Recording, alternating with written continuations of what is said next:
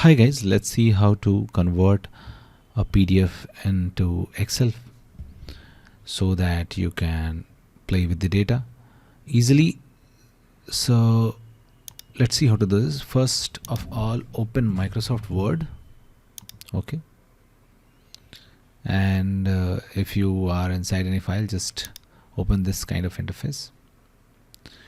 Now drag your PDF file into the Microsoft Word application anywhere.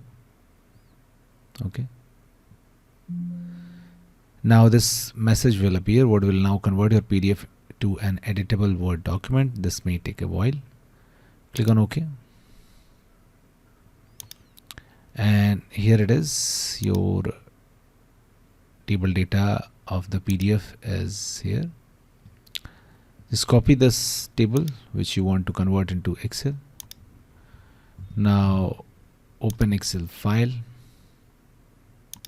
blank, and now easily paste that particular data into the Excel file. And now you have successfully converted the PDF into an Excel file. That's it guys. Please do like the video to support us, and thanks for watching the Geek Page.